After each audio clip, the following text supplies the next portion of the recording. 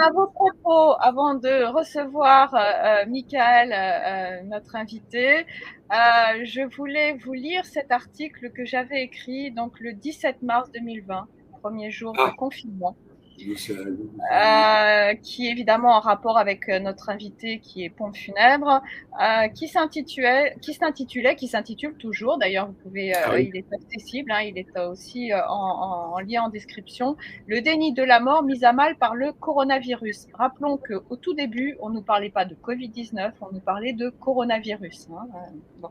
Les mots aussi ont changé parce qu'effectivement le Covid-19 est un coronavirus, mais si on était resté au terme coronavirus, il faut savoir que le rhume est un coronavirus. Mais bon, bref. Ouais. Alors, la panique qui s'empare de nous quand on parle de mort due au coronavirus. Des chiffres balancés, isolés de ceux du nombre de morts en France avant l'arrivée de ce virus, qui donne cette impression que l'on vient de découvrir que l'on est mortel, que cette épidémie va nous tuer, que sans elle, on allait vivre pour toujours, évidemment.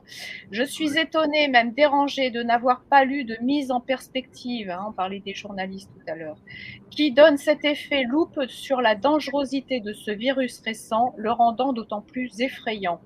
Sans doute, on ne peut faire l'économie de mesures sanitaires, que je m'interroge sur ce que je proposerais si j'étais Macron ou si j'étais au gouvernement, si j'avais cette écrasante responsabilité qu'en réalité est disproportionnée par rapport aux simples humains qu'ils sont, que nous sommes tous. Et là, fatalement, c'est la colle. Existe-t-il de bonnes décisions? Outre le fait d'informer, de délivrer le résultat de mesures prises, de donner à voir la balance coût-bénéfice, aucune procédure ne peut garantir un succès absolu, c'est le simple bon sens de la gestion de l'incertitude. Et c'est dans ce cadre-là qu'il s'agit aussi de faire au mieux pour éviter les surenchères catastrophistes.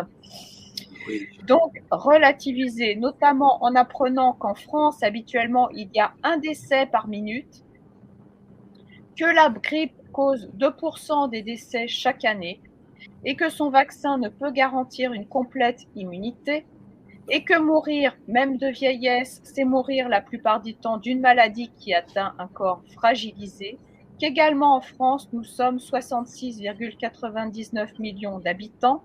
Alors, on s'effraie à entendre qu'un virus a déjà causé plus de 100 morts. Je pense qu'on voit le décalage, surtout quand ce nouveau venu est associé à la notion de pandémie, signifiant inconsciemment hors contrôle. Mais aujourd'hui encore, des maladies nous échappent, restent inguérissables. On va trouver certaines, comment les gérer, comment les soigner, de ce réalisme qui devrait nous éviter de céder à la panique. Mais faut-il pour autant ne rien faire? Ne sommes-nous pas, à l'inverse, face à un réactivisme politique outrancier qui nous ferait dévier? J'avais écrit ça en 17 mars 2020. A-t-on Ouais. oublié notre mortalité issue à laquelle nous sommes tous conviés? Quel que soit le pouvoir, quelle que soit la richesse financière, que tout ce que nous pourrons obtenir, tout cela va finir, que personne ne peut avoir de contrôle là-dessus, qu'il s'agit de notre redoutable et sublime impuissance, redoutable, oui, sublime aussi, qui nous invite à prendre de nouveau conscience de notre mortalité à tous, que personne ne peut avoir de contrôle là-dessus, d'avoir une autre considération de notre vie, de la vie d'autrui. Le temps ainsi prend une autre valeur, prend la valeur sacrée de l'éphémère. Que les mesures les meilleures seront prises avec cette conscience-ci. Je rappelle que la France enregistre environ 600 000 décès par an.